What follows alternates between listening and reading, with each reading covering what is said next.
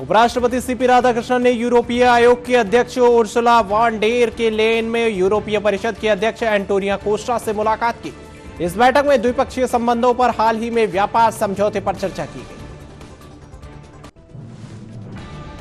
मुख्यमंत्री योगी आदित्यनाथ ने गोरखपुर में नए फ्लाईओवर ब्रिज का उद्घाटन करते हुए इसे जनता के लिए बड़ी राहत बताया। उन्होंने कहा कि 2017 के बाद उत्तर प्रदेश में भय और दंगे की जगह समाधान और विकास ने ले ली। मुख्यमंत्री भगवंत मान ने स्वास्थ्य मंत्री और अधिकारियों के साथ अहम बैठक की। इसमें प्रदेश की व्यवस्था, सेवाओं को बेहतर बनाने और बुनियादी ढांचे को मजबूत करने पर विस्तार से चर्चा की। कुणाल घोष ने बीजेपी और चुनाव आयोग पर मतदाता सूची में धांधली करने का आरोप लगाया। उन्होंने कहा कि ममता बनर्जी के दिल्ली कार्यक्रम से चुनाव आयोग और लोकतंत्र की हत्या का सच देश के सामने आ गया। कॉलेज प्रिंसिपल ने पाकिस्तान संबंधी बयान पर मंत्री मदन दिलावर ने कहा कि उन्होंने वीडियो देखा है। उन्होंने बिना पूर्ण सत्यता की जांच किए बिना इस पर कोई टिप्पणी नहीं करेंगे।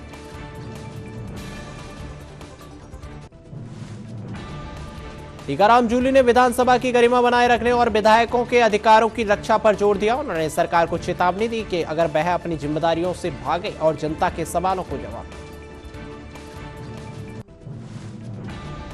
मंत्री हरदीप सिंह पुरी ने गोवा में हाइड्रोजन से चलने वाला स्वदेशी ड्रोन और टेल गैस ट्रीटमेंट तकनीक पेश की है। उन्होंने ऊर्जा सुरक्षा के लिए हल्के कंपोजिट सिलेंडर भी लॉन्च किए। सोनिया गांधी के आवास पर हुई बैठक में कांग्रेस ने सरकार को घेरने की रणनीति बनाई। पार्टी मनरेगा और मतदाता सूची संशोधन जैसे मुद्दों पर सदन में चर्चा की मांग की। कांग्रेस अध्यक्ष शुभांकर सरकार ने कोलकाता अग्निकांड पर दुख जताते हुए हाईकोर्ट के जज की जांच की मांग की है और पीड़ितों को 25 लाख रुपए मुआवजे और अग्निशमन मंत्री के इस्तीफे की मांग की।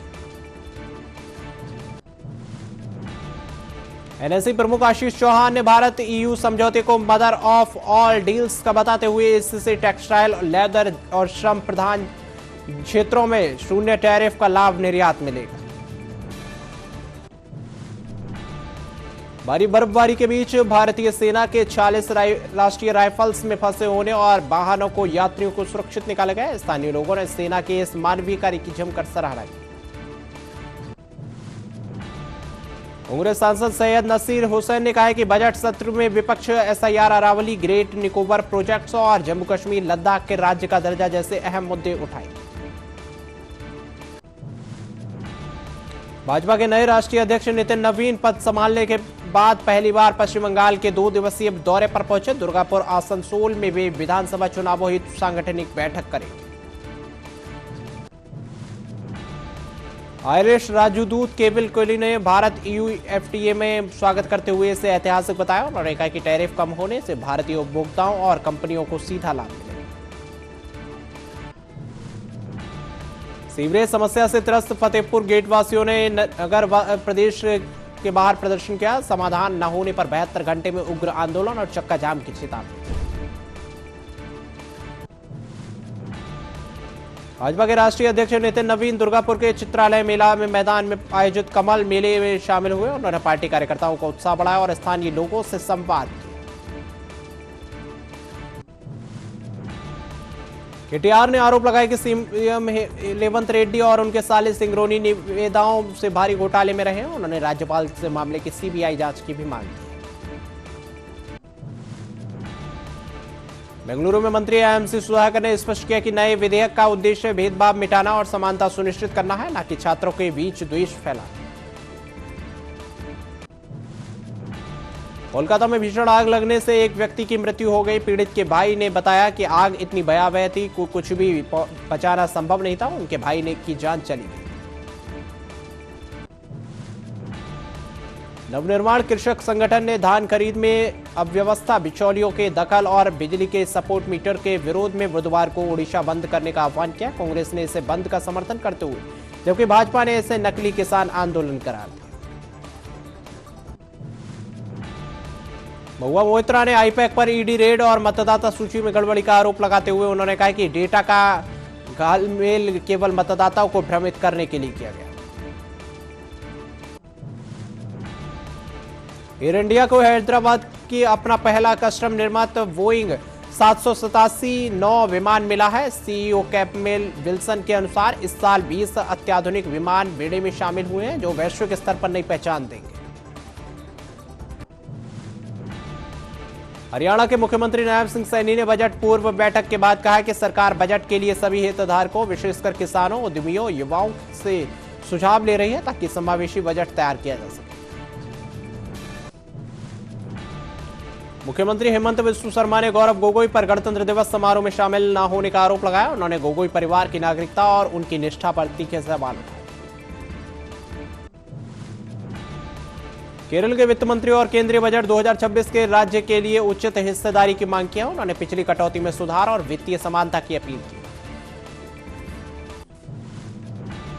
गोपेश्वर पीजी कॉलेज में प्रथम देवभूमि यूजीसी दिवस उत्साहपूर्वक मनाया गया। इस दौरान सांस्कृतिक कार्यक्रम, नुक्कड़ नाटक के माध्यम से महिला सशक्तिकरण और सामाजिक समानता के यूजीसी की भूमिका को रेखांकित किया गया। चमोली के गोपेश्वर में यूसीसी की पहली बैठक वर्षगांठ धूमधाम से मनाई गई और एसपी सुरजीत सिंह पवार ने इसे जनता और प्रशासन के बीच संवाद का एक सफल मंच बताया। भाजपा ने तेलंगाना सरकार के खिलाफ विरोध प्रदर्शन किया। रामचंद्र राव के अनुसार 20,000 सेवानिवृत्त कर्मचारियों का बकाया न मिलने से कई आत्महत्याएं हुई और वेतन में भी देरी हो रही। ओपी राजभर ने अखिलेश यादव पर तंज कसते हुए कहा कि बंगाल में भाजपा को जिताने जा रहे हैं। उन्होंने अखिलेश यादव को भाजपा की बी टीम करार दिया।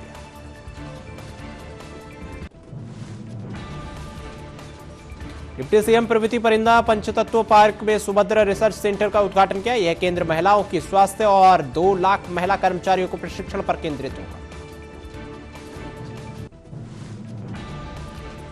डीसी मोहम्मद इलियास खान ने बताया कि बर्फबारी से प्रभावित सड़कें और बिजली बहाल की जा रही है। उन्होंने नागरिकों से केवल आवश्यक होने की निकलने की अपील की।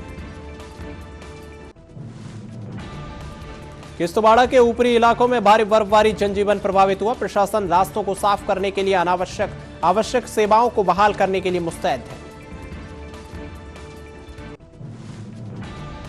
प्रधानमंत्री मोदी ने यूरोपीय आयोग की अध्यक्ष उर्सुला वॉन डेर लेयन के साथ भारत ईयू बिजनेस फोरम में शामिल हुए। दोनों नेताओं ने व्यापारिक रिश्तों को मजबूत करने पर चर्चा की। मुख्यमंत्री मलिक शाह ने चुनाव हेतु कार्यकर्ताओं को निडर होकर प्रचार करने के लिए कहा। उन्होंने राज्य में बेहतर कानून व्यवस्था और स्वास्थ्य सेवाओं को भाजपा की बड़ी उपलब्धि बताया। जीएसटी कमिश्नर प्रशांत कुमार सिंह ने शंकराचार्य स्वामी अभिमुक्तेश्वरानंद के बयान से आहत होकर इस्तीफा दिया। उन्होंने पीएम और सीएम से अपने नैतिक जिम्मेदारी का हवाला दिया। केंद्रीय मंत्री हरदीप सिंह पुरी ने गोवा में इंडिया एनर्जी वीक 2026 में शिरकत की। इस सम्मेलन का उद्देश्य ऊर्जा सुरक्षा और टिकाऊ भविष्य की राह तलाशना। केंद्रीय मंत्री किरण रिजिजू ने बजट सत्र की सुचारू कार्यवाही के लिए विपक्ष से सहयोग मांगा। उन्होंने कहा कि सरकार हर मुद्दे पर पूरी तरह तैयार है। थॉमस बोल्टन ने भारत ईयू एफटीए का स्वागत करते हुए इसे वैश्विक व्यापार के लिए ऐतिहासिक बताया। उन्होंने कहा कि यह समझौता दोनों पक्षों के लिए अपार अवसर पैदा करेगा। मुख्यमंत्री मोहन यादव की मौजूदगी में 4000 मेगावाट बिजली आपूर्ति के लिए ऐतिहासिक समझौते पर हस्ताक्षर हुए। इससे राज्य की सुरक्षा और ऊर्जा के लिए विकास को गति मिलेगी। बजट सत्र की रणनीति बनाने के लिए कुमारी शैलजा सोनिया गांधी के आवास पर पहुंची और बैठक में संसद के आगामी सत्र में सरकार को घेरने पर चर्चा होगी। कांग्रेस सांसद जयराम रमेश ने बजट सत्र की रणनीति बनाने के लिए सोनिया गांधी के आवास पर पहुंचे और बैठक में विपक्षी एकता, संसद में उठाए जाने वाले मुद्दों पर चर्चा की। मुख्यमंत्री मलिक शाह ने सबरूम में रक्त केंद्र, आयुष अस्पताल और फायर स्टेशन की सौगात दी। इन परियोजनाओं से सीमावर्ती क्षेत्रों में स्वास्थ्य सुविधाएं और सुरक्षा सुदृढ़ होगी। अजय राय ने पूर्व जीएसटी कमिश्नर पर निशाना साधते हुए उन्हें अधिकारी जनता के टैक्स के वेतन पाते हैं, सरकार का नमक नहीं खाते, इसे देश का दुर्भाग्य बताया। मनजिंदर सिंह सिरसा ने ऐतिहासिक समझौते की घोषणा की। इसके तहत दिल्ली के एमएसएमई को बिना गारंटी के 10 करोड़ रुपए तक ऋण मिलेगा और जिससे 1 लाख व्यवसायियों को लाभ।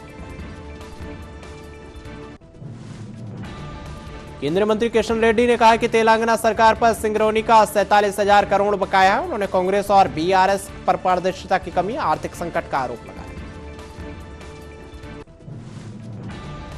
आगरा में तेज बारिश और हवाओं से गलन बढ़ी है और ताजमहल देखने आए पर्यटक भीगते नजर आए। वहीं मौसम विभाग ने भारी बारिश की चेतावनी जारी की।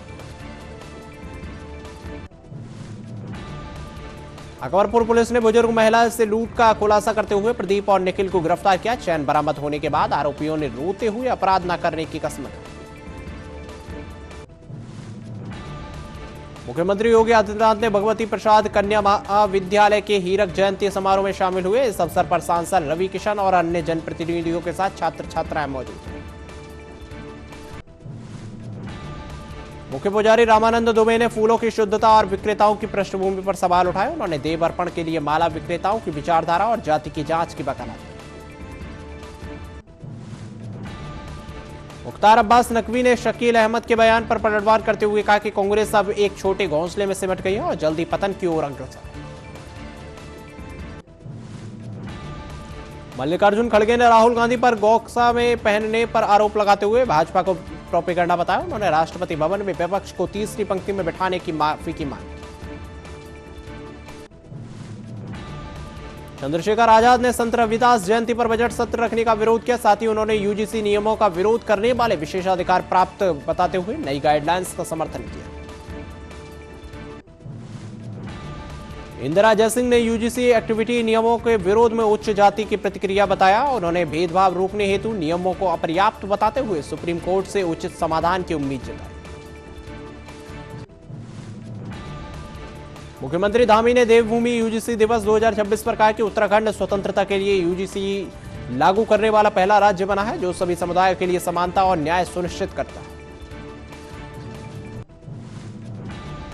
प्रधानमंत्री नरेंद्र मोदी ने इंडिया ईयू बिजनेस फोरम में एफटीए को वैश्विक स्थिरता का संदेश बताया। उन्होंने कंपनियों से इस मुक्त व्यापार समझौते में अवसरों का लाभ उठाने का आह्वान किया।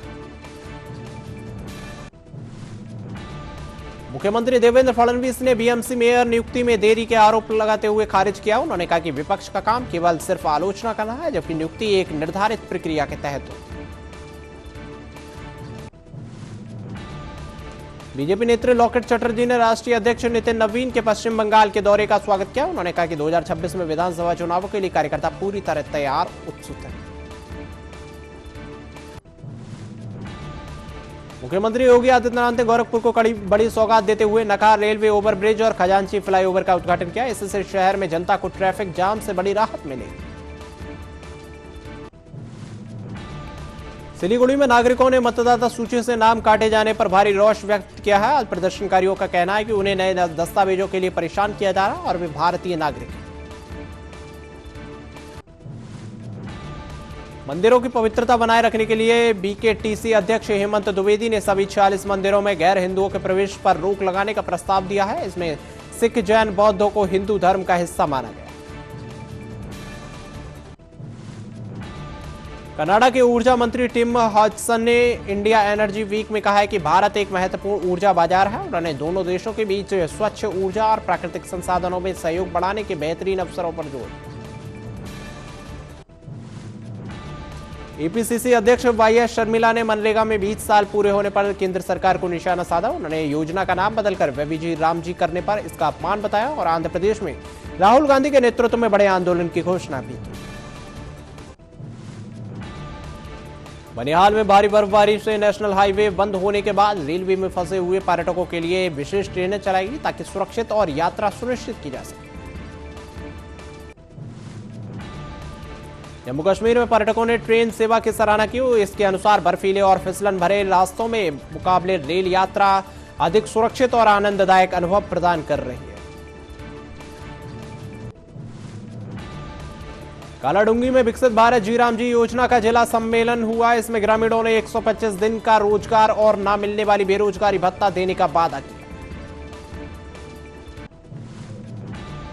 फरीदाबाद के बीके अस्पताल में मोर्चरी के पास नर कंकाल मिलने से सनसनी फैल गई। पुलिस ने मामला दर्ज कर जांच शुरू कर दिया और फॉरेंसिक रिपोर्ट का इंतजार किया। अभय चौटाला ने प्री बजट बैठक को बताया नाटक। उनके अनुसार यह केवल समय बिताने का जरिया है और राज्य का दुर्भाग्य है। जम्मू के भारत नगर में एक पेंसिल फैक्ट्री में भीषण आग लगने से दमकल कर्मी आग पर काबू पाने की कोशिश कर रहे हैं। विस्तृत विवरण का इंतजार किया जा रहा है। यूरोपीय परिषद के अध्यक्ष एंटोनिया लुइस सैंटोस दा कोस्टा और यूरोपीय आयोग की अध्यक्ष उर्सुला वॉन डेर लेन ने दिल्ली के हैदराबाद हाउस में प्रधानमंत्री नरेंद्र मोदी से मुलाकात की। प्रधानमंत्री नरेंद्र मोदी ने कहा कि भारत और यूरोपीय संघ के बीच हाल ही में हुआ समझौता दुनिया के मदर ऑफ ऑल डील के रूप में चर्चा में रहेगा। यह 140 करोड़ भारतीयों और यूरोपीय नागरिकों के लिए बड़े अवसर लेकर आया है। बरेली में एडीएम देश दीपक सिंह ने कहा है कि कोई बंधक बनाने जैसी स्थिति नहीं है। अलंकार अग्निहोत्री खुद मिलने आए थे। एडीएम एडमिनिस्ट्रेशन सिटी एडीएम और डीएम मौजूद थे। उन्होंने कॉफी ऑफर की और बातचीत सौहार्दपूर्ण रही। दिल्ली में कांग्रेस नेता हरीश रावत ने कहा है कि यूसीसी के जरिए विवाह जैसी प्रथा समाप्त करने का प्रयास सनातन धर्म पर प्रहार है। उन्होंने भाजपा पर कोई सकारात्मक एजेंडा न होने का आरोप लगाया। पूर्व कांग्रेस नेता शकील अहमद को उन्होंने सड़ा हुआ आलू बताया। दिल्ली में यूनियन बैंकों ने हड़ताल कर 5 दिन के लिए वर्किंग वीक की मांग की है। कर्मचारियों ने लंबे समय से कार्यभार कम करने और बेहतर कामकाजी परिस्थितियों को आवश्यक बताया। दिल्ली में रक्षा मंत्री राजनाथ सिंह ने डीआरडीओ के वैज्ञानिकों से कहा कि संस्था रक्षा क्षेत्र की सर्वोच्च अनुसंधान संस्था है। उनके कंधों पर बड़ी जिम्मेदारी है। उन्होंने वैज्ञानिकों को अनुसंधान में जोखिम लेने और नवाचार बढ़ाने की सलाह दी।